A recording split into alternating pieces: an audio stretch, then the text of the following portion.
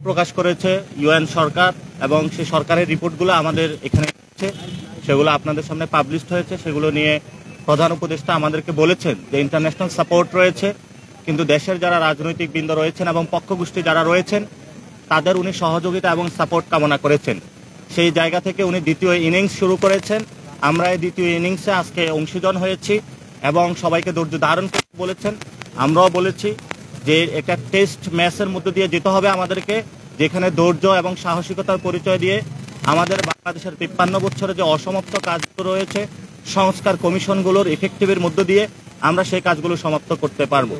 এবং সেখানে যারা ধৈর্যের পরিচয় দিবেন তারা বাংলাদেশের এই জনগণের যে মুক্তির লড়াইটা, সেই মুক্তির লড়াইটাকে অধিকাংশ জায়গায় তাদের বাস্তবিক আকাঙ্ক্ষার জায়গাটাকে, স্পিরিটকে ধারণ করে একটি জায়গায় যখন বাংলাদেশকে নিয়ে যেতে পারবেন, সেই বিষয়ে জনগণও সকল পলিটিক্যাল পার্টি এবং বর্তমান সরকারের প্রতি লক্ষ্য রাখছেন।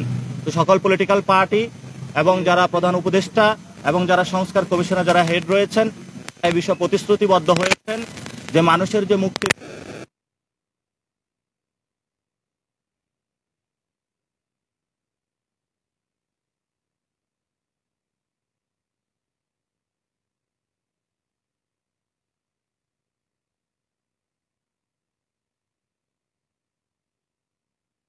গুলা পর্যন্ত চালিয়ে যায় সে বিষয়ে আমরা পরিকল্পনা ব্যক্ত করেছি এবং আমরা বলেছি বাংলাদেশের এবং জনগণের যে মুক্তি সেটা একমাত্র নিহিত হবে যদি আমরা নতুন সংবিধান মানুষকে উপহার দিতে পারি।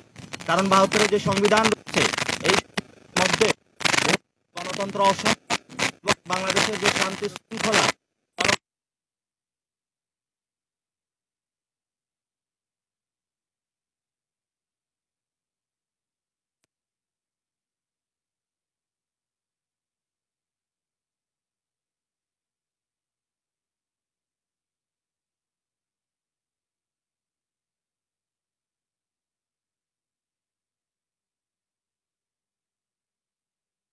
আমরা সেগুলোর বিচার প্রক্রিয়ার কথা সুনিশ্চিতভাবে ইন্টারন্যাশনাল আইনে করার কথা বলেছি। আওয়ামী লীগের বিষয়ে কিভাবে বিচার বাবা সাবলীল একটি উন্মুক্ত এবং জনগণের সামনে একটি দৃশ্যমান বিচার প্রক্রিয়া নিয়ে আসা যায় সেই বিষয়ে আমরা কথা বলেছি। এবং আমরা বলেছি গণপরিষদ নির্বাচন এবং আমাদের যে জাতীয় ইলেকশন দুটি একসাথে চলতে পারে এবং সংস্কারের কার্যগুলো একসাথে চলতে পারে। এবং আমরা দৃপ্ত কণ্ঠে সেখানে এই বিষয়গুলো সকল দলমত নির্বিশেষে সকলের কাছেই আমরা উপস্থাপন করেছি। বাংলাদেশের শেষ বা মুক্তির লড়াই, এই দেশের ভবিষ্যৎ একমাত্র যদি আমরা একটি গণপরিষদের মাধ্যমে নতুন সংবিধান উপহার দিতে পারি সেটার মধ্যে হবে। এবং আমরা এটাও ব্যক্ত করেছি বৈষম্য বিরোধী ছাত্র আন্দোলনের নেতৃত্বে এবং জাতীয় নাগরিক কমিটির উদ্যোগে এই মাসে যে ছাত্রদের একটি বড় দল আসতেছে বাংলাদেশের ইতিহাসে, আপনারা জানেন যে এটা জনমত জরিপের কাজ চলছে এবং সেখানে আমাদের রাজনৈতিক লাইনটা কি হবে সেটাও আমরা সবার সামনে আজকে ব্যক্ত করেছি। আমরা বলেছি আমাদের এই রাজনৈতিক লাইনটা হবে একটি নতুন সংবিধান রচনার জন্য লড়াই। আমরা বাংলাদেশ থেকে ফেসিবাদকে মুক্ত করেছি এবং নতুন কোনো ফেসিবাদ যাতে বাংলাদেশে আসতে না পারে সেই জন্য ফেসিবাদের লাস্ট কপিনে প্যারেক মারার জন্য আমরা একটি নতুন ভাবে সকলকে আজকে প্রধান উপদেষ্টা এবং সকল রাজনৈতিক দলের সামনে বলেছি যে বাংলাদেশে একটি নতুন সংবিধান রচনার এবং গণপরিষদ নির্বাচনের লড়াই আমরা আনুষ্ঠানিকভাবে শুরু করেছি। সরকার সংস্কারের আনুষ্ঠানিক লড়াই শুরু করেছে, আমরা নতুন সংবিধানের লড়াই শুরু করেছি। এবং বৈষম্য বিরোধী ছাত্র আন্দোলনের যে হাসনাত আব্দুল্লাহ রয়েছেন উনি বলেছেন যে বিচারের যে প্রক্রিয়া সে লড়াইটা ওনারা আজকে থেকে শুরু করবেন। তো এই বিষয়ে হাসনাত আব্দুল্লাহ আপনাদেরকে ব্রিফ করবেন। মাঝখানে আসলে ভালো।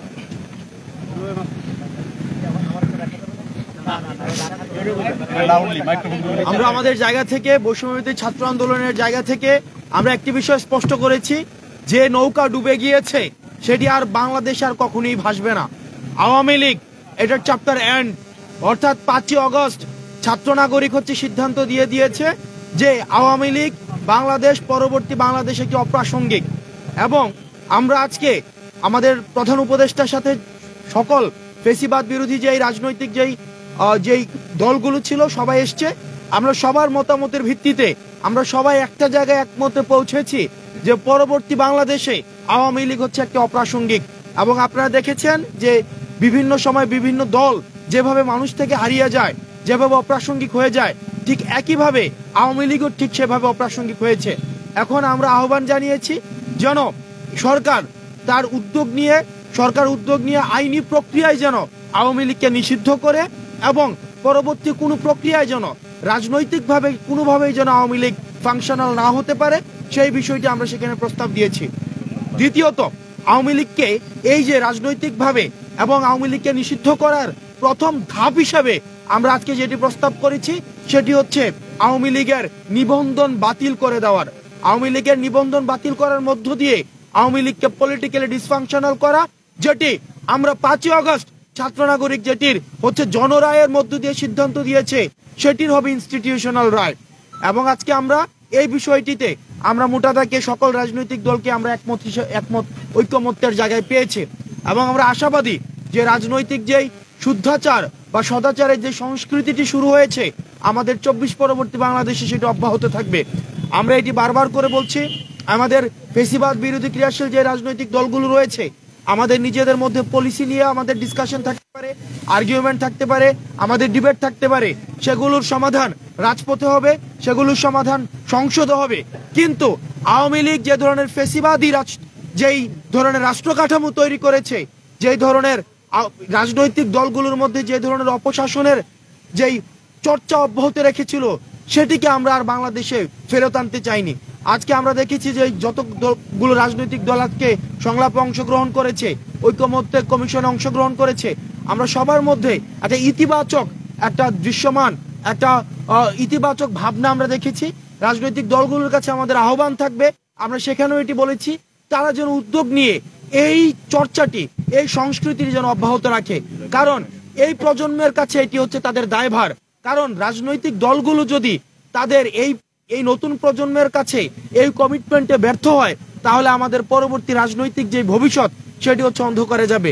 এবং সেই জায়গা থেকে আমরা তাদের কাছে আহ্বান জানিয়েছি, ছাত্র নাগরিক যে আমরা উদ্যোগটি নিয়েছিলাম জুলাই প্রক্লেমেশনের, সেটিকে যেন এই রাজনৈতিক দলগুলো ঐক্যমত্যের ভিত্তিতে এবং প্রধান উপদেষ্টার উদ্যোগে সেটিকে যেন আমরা ইনস্টিটিউশনাল করতে পারি। এবং আমাদের কাছে আজকে মনে হয়েছে সেটির একটি এক্সটেন্ডেড ভার্সন, সেটি হচ্ছে যে জুলাই চার্টার। আমরা জুলাই চার্টার এবং হচ্ছে জুলাই প্রক্লেমেশন সেটি আমরা দ্রুততম সময়ের মধ্যে আমরা দৃশ্যমান দেখতে চাই। এবং সর্বশেষে আমরা এই বিষয়টি সেখানে আমরা একমতে পৌঁছেছি যে আওয়ামী লীগ পরবর্তী বাংলাদেশ অপ্রাসঙ্গিক। আপনি যে কথা বলছেন, এটা কি নিষিদ্ধের ব্যাপারে না নিবন্ধন বাতিলের ব্যাপারে একমত কথা বলছেন? নিষিদ্ধের প্রথম ধাপটাই হলো নিষিদ্ধের প্রথম ধাপ। সব দলকে আজকে একমত হয়েছেন যে আওয়ামী লীগের নিবন্ধন বাতিল ভার্বালি হচ্ছে আমরা। আচ্ছা, আমরা আমাদের জায়গা থেকে কিছু বিষয় স্পষ্ট জানিয়েছি এবং এটা পুরো বাংলাদেশের জন্যই। প্রথম একটি কথা আমাদের জায়গা থেকে আমরা এটা বলে এসেছি যে ছাত্রদের নেতৃত্বে ছাত্র জনতার এই যে একটা অভ্যুত্থান হয়েছে, এই অভ্যুত্থানে এই তরুণ প্রজন্ম তাদের জায়গা থেকে সামনে সারিতে নেতৃত্ব দিয়ে একটা দায়িত্ব পালন করেছে। এখন আমাদের যারা বাংলাদেশের রাজনৈতিক অঙ্গন থেকে রাজনৈতিক দলের যারা অগ্রজবৃন্দ রয়েছেন, তাদের সবচেয়ে বড় দায়বদ্ধতা হচ্ছে ঐক্যবদ্ধভাবে যে আওয়ামী লীগ বাংলাদেশে 5 আগস্ট অপ্রাসঙ্গিক হয়েছে, যে আওয়ামী লীগ, ছাত্রলীগ, যুবলীগ এই নামগুলোকে ব্যবহার করে এই সন্ত্রাসী কর্মকাণ্ড এবং গণহত্যা হয়েছে, তাদের বিরুদ্ধে এখন ঐক্যবদ্ধভাবে আমাদের যে প্রতিক্রিয়া সেটি দেখাতে হবে, এই নিষিদ্ধের প্রক্রিয়া যেতে হবে। এক্ষেত্রে তারা যদি তাদের নেতৃত্ব না দিতে পারে, এই দায়বদ্ধতা এই তরুণ প্রজন্মের কাছে তাদেরকে আগামী পুরো যে সামনের দিনগুলো রয়েছে, যুগের পর যুগ এই দায়বদ্ধতা তাদেরকে বহন করতে হবে। এবং আমরা আমাদের জায়গা থেকে আরেকটা জিনিস স্পষ্ট করে বলেছি, আমরা দেখতে পাচ্ছি পুরো বাংলাদেশে যখন অপারেশন ডেভিল হান্ট হচ্ছে, কিংবা যারা আমাদের শহীদ ভাইরা রয়েছেন, আহতরা রয়েছেন, তাদের মামলার সাপেক্ষে যে বিভিন্ন গ্রেপ্তার হচ্ছে, বিভিন্ন বিচারিক প্রক্রিয়া হচ্ছে, এই জায়গায় বিভিন্ন রেফারেন্সে যেখানে বাংলাদেশের বর্তমানের ফ্যাসিস্ট বিরোধী আন্দোলনে ছিল, কিন্তু বিভিন্ন রাজনৈতিক দলের যারা পোস্টেড তারা বিভিন্নভাবে প্রত্যক্ষ ও পরোক্ষভাবে রেফারেন্স করছে। এই রেফারেন্সের মাধ্যমে বিভিন্ন বিচারকও হয় তারা ফ্যাসিস্টের দোষর ছিল, কিংবা বর্তমানে বিভিন্ন প্রভাবিত হয়ে রায় দিয়ে এই বিভিন্ন সন্ত্রাসী হামলার সাথে জড়িত ছিল তাদেরকে বিভিন্নভাবে জামিন যদি করা হয়, সবচেয়ে যে সমস্যা এই যে এটা বাধাগ্রস্ত হচ্ছে এবং এই মানুষগুলো দ্রুত সময়ের মধ্যে পুনর্বাসিত হয়ে আন্দোলন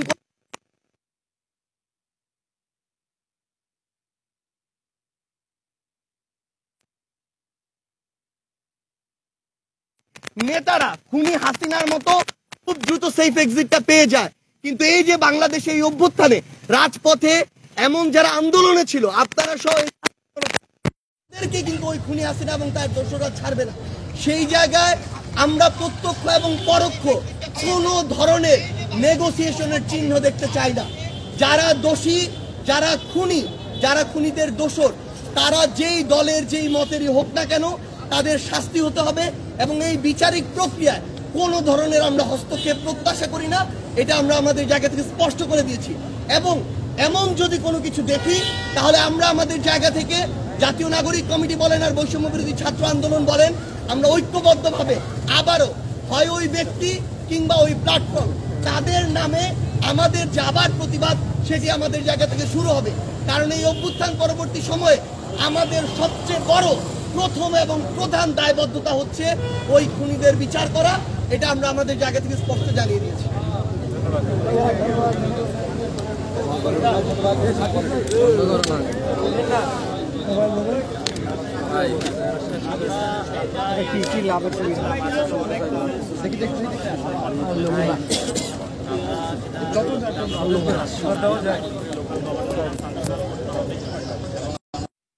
আওয়ামী লীগের যারা দোষর রয়েছে এবং আওয়ামী লীগের যারা ব্যক্তিবন্ধ এখনো কিন্তু স্থানীয় সরকারগুলোতে তারা ফাংশনালিটি বজায় রেখেছে। এই জন্য হলো লোকাল গভর্নমেন্টে দিয়ে একটা টেস্টের মধ্য দিয়ে জাতীয় ইলেকশনে যেতে হবে। তো এটা হলো একটা প্রাথমিক ধাপ। আমরা মনে করি জাতীয় ইলেকশনের আগে লোকাল গভর্নমেন্টকে শক্তিশালী করানোর জন্য একটা ইলেকশনের প্রয়োজন। আমরা সেটা স্পষ্ট করেছি। সেটা কি প্রতীকী নাকি আওয়ামী লীগ সেটা আলোচনা হতে পারে।